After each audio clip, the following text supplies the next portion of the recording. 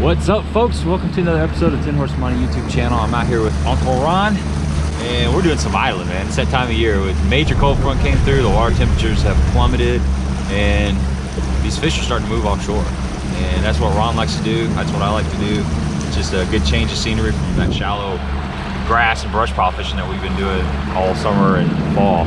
So we're out here idling around looking for that magic juice spot. What's the plan today, Ron?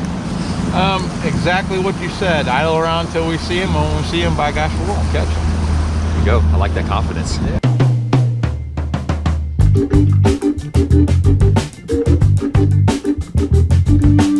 What's the key? What are you looking for when you're out here? I know obviously shad, but it's more than just finding shad, isn't it? You've got to find, until they start having shad tournaments, you got to find the bass. And they're usually pretty close to the shad. Oftentimes, though, you can find them off of the shad. And those are actually sometimes better fish to target, not as much competition.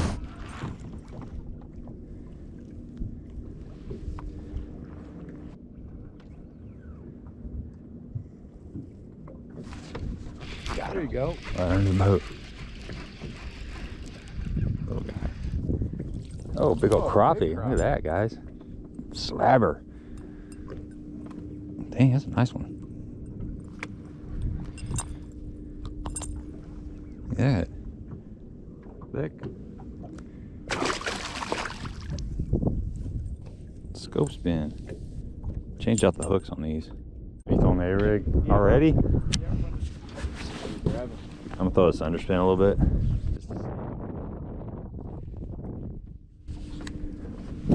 Still all over the screen? Yeah, there's still plenty down there. A lot of them are, yeah, they're down there. So, looks like some of them are out that way now, though. It didn't take long. No, first drop.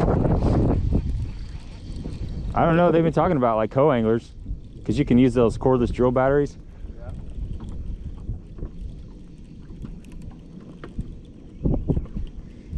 It's a better fish. Yeah, a lot better one. That's an over, I think.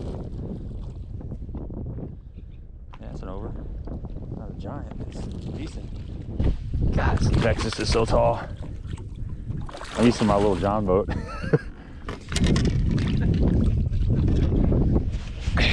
There we go. Good one. Yeah. First fish or first drop with the underspin, man. A little Cumberland Pro Apex underspin with a little Kitech on there. K-Tech, Kitech. Good quality fish. There we go, folks. It's all about making bait changes. I mean, I just picked up that underspin and first cast, one loaded up, which means I probably won't get another bite. But we're throwing a spoon, throwing that scope spin, and like I said, just making a little bait change. They're all over here. And this is kind of proof that just because you see them on active target doesn't mean they're going to bite.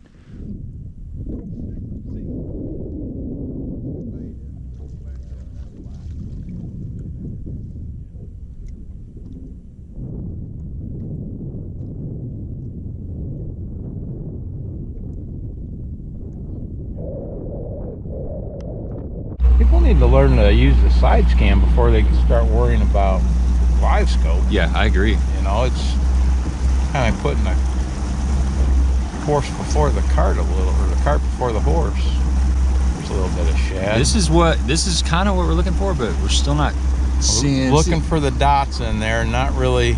Like right there's a couple fish, but it's not a lot of fish. There's a few small fish. That looks a little better right there. See that? Yep. And those fish are mixed. They're right in the middle of the shad right there. And you can see where they've kind of got that wallowed out. Right yeah, they're just chewing. Yeah. That's what you're looking for. You're out there. I mean, you got some bass right there. That's probably what we're seeing right there. Now, as I turned the boat, it made those fish look bigger because I was turning. And they stayed in the screen longer. We'll keep turning because I like catching bigger fish. I wish it was that easy. Keep going in a circle. Yeah. I would have this steering wheel permanently bungee corded to a turn if it was that easy. Well, the other day when we were fishing side by side, I could see your lower unit on my live scope, and there was a group of bass right underneath your lower unit. Really? Like they were using it for cover. And I actually caught one not too far off of it. See, there's a little group of them right there. They're still over to the left. They're just not wanting to bite this thing now. I guess I threw it right on their head that first time. These fish aren't real active. He ain't getting off. Chinese torture chamber. Yeah, he wasn't coming off. Chunky one though. I think one of the hardest things is for somebody to have patience enough to keep idling around until they find what looks good. Yeah, I know. Idled what, 15, 20 minutes? Mm-hmm. Yeah, it's better. A giant, but good little chunk. Chunky monkey. That looks like a cedar fish almost. Yeah, see how dark he still is? Yep. That fish, not too long ago, was up in that grass. Yeah, it looks good. That's a healthy fish. Yeah.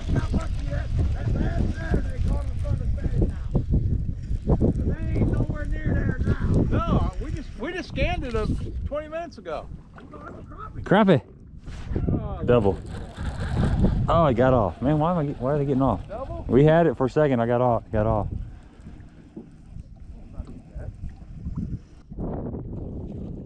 Oh yeah. Over. Yeah. Fat fish.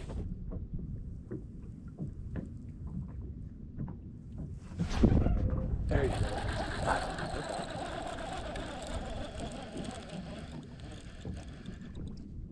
Good one? I don't know. Feels decent.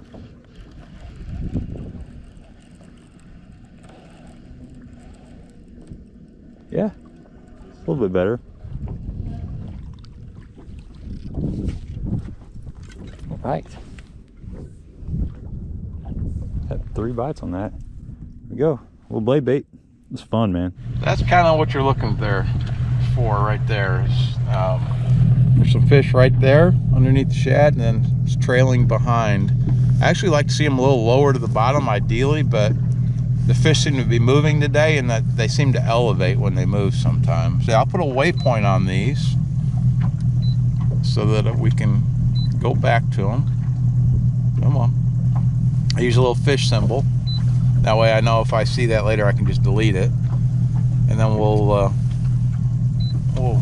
go back to those fish.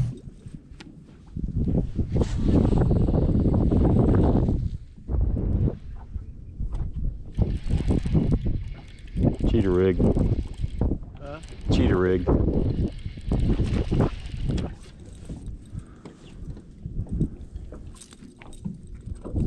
There we go. Had to do it. Had to do it. I just put this A-rig on a different rod I haven't thrown an A-rig on. Just testing it out and it works. We'll catch one more on this and we're putting it down.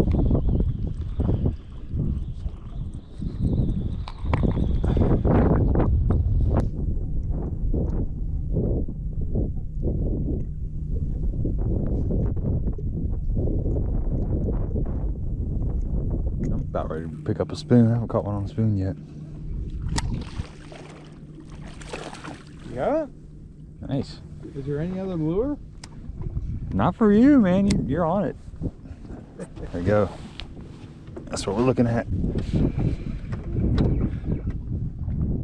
If you only take one thing away from this video, let it be the importance of idling around until you find the right ingredients. Ron and I idled around for about 15 minutes, which is not that long. Typically it takes quite a bit longer, but we stumbled upon a really nice school of fish. And after we'd kind of wore that school out, we did some more idling and looked. And we spent about another 30 minutes looking for a new group of fish and some shad.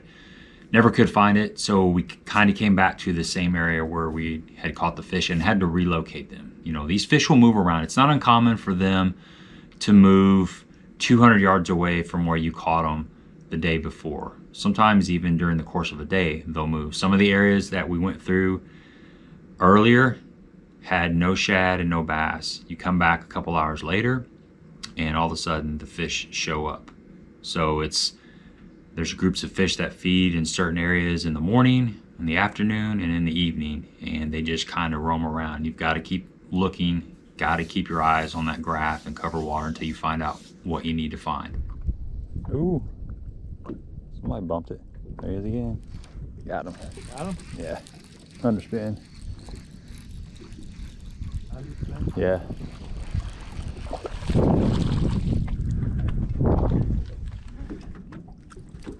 There you go. Just gotta find them.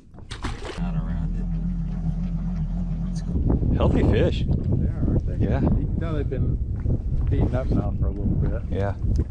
Little chunks.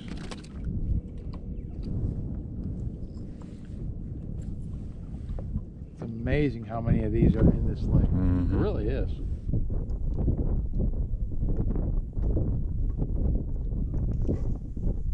Got one.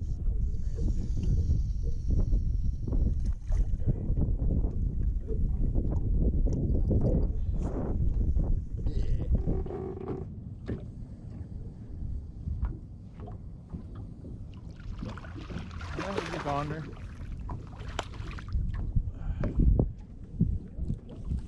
Oh, I missed was a lot bigger than that. It always is. It is. Water temps were mid 50s, and this schooling activity kind of starts happening late fall and it continues through early winter. But we were just targeting these big schools of bass. It's a special time of year.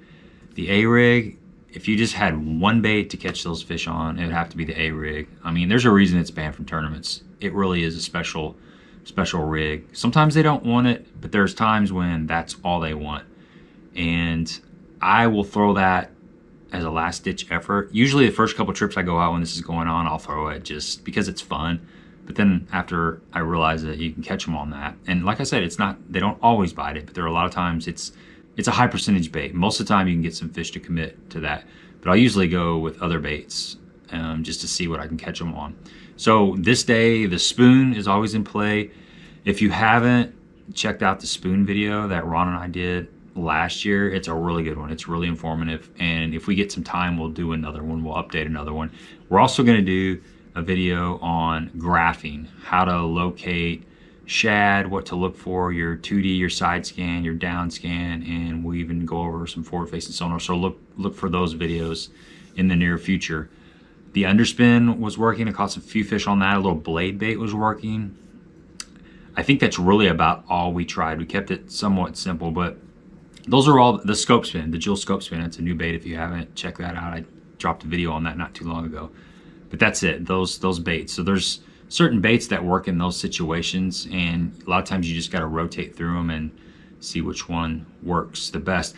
Also on the A-rig, I just dropped a video. I know I'm like promoting all these videos, but it's all coming fresh in my head right now. I just dropped an A-rig video recently. So if you're new to A-rig fishing, or you've been fishing and you're not having a lot of success, check that video out because it's got some good tips. A lot of the stuff is things that I've learned, and a lot of it is from Ron. Ron's taught me some pretty nifty stuff about the old A-rig. All right, this is what you're looking for right here. Look at that. That's perfect. Don't know if they'll bite, but they're there for sure. Yeah, that's a lot of them there. Got one.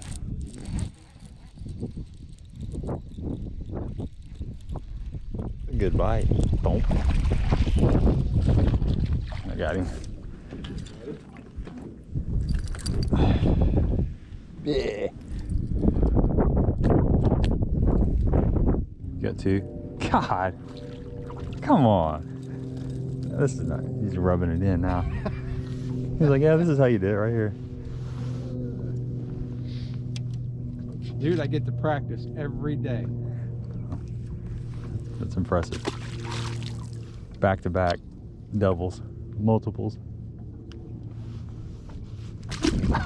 That's awesome. Three? Crappie and 2 bass. Look at that. 4! You got 4 in there? I got 4. First cast. Swing them up here, buddy. God, that's a lot of weight. Dude, that one's a good one. Yeah. Look at that. The professional A-rig fisherman right there, folks.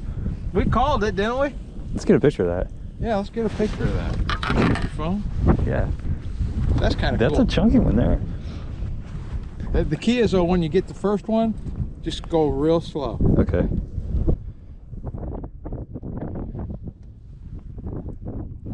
It looks like you pulled up a stringer of fish. Those are all decent fish too. That's funny. That's hilarious. Wow, craziness. All right, big boy, I'll let you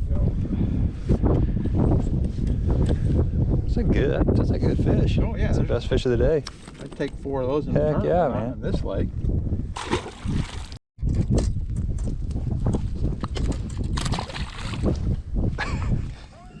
Just like the endless thing of fish.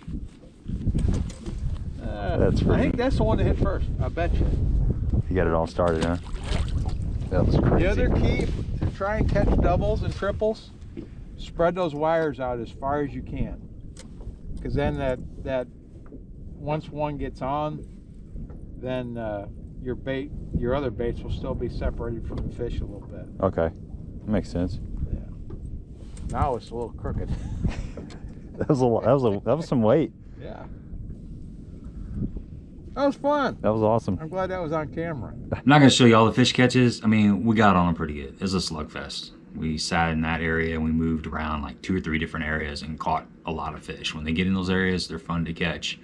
But it's just about idling. I cannot stress how important it is to idle until you find the right ingredients.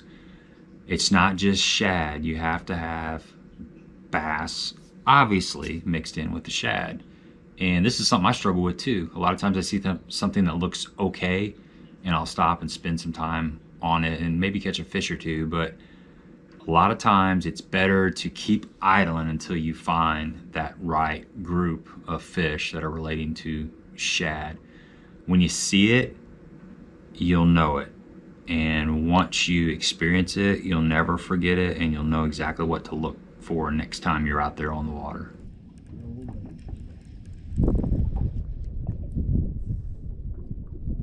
Ah, I thought I had 2. He swirled and it looked like there was another one on there. Got 2? No, I thought I did. It looked like it for a minute. Still only caught 1. It's not even worth the cast.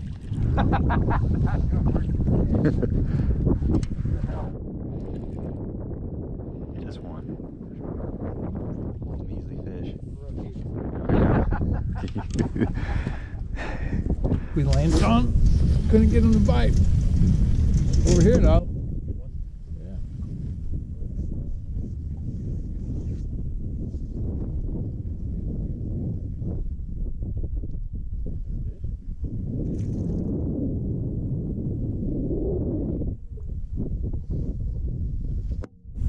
Healthy as could be.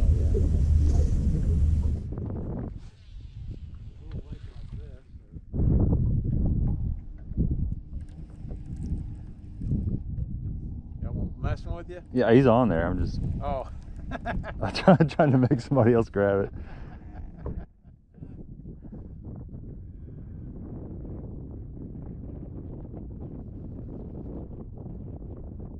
It feels like there might be 2 on there now. Did it load up a little heavier? Yeah, either that. Bending more towards the back. I'm in the brush or something. Yeah, there's something heavy on there now. I think I got some. Done it. They're not moving now. Yeah, Yeah! Oh, I did it. On purpose. There we go. There we Got go. him lassoed, buddy. Heck yeah. Hog tied, lassoed. Patience. That's awesome. There we go. I almost one-upped you. There you go, folks. I mean, it ain't pretty, right? But thanks for coming along on this adventure. Give me a thumbs up if you appreciate the content. I finally got a triple. I've been working on it. And it's fun, man. The old A-rig, cheater's rig, call it what you want. It's a good time, man. Till next time. Stay right there.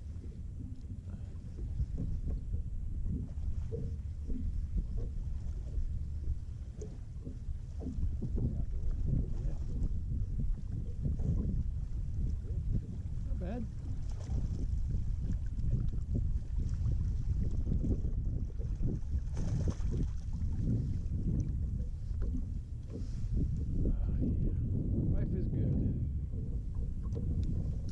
Life is good.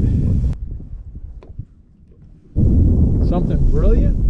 Show them the fish, say something brilliant. I don't know if I can do brilliant. Boys and girls,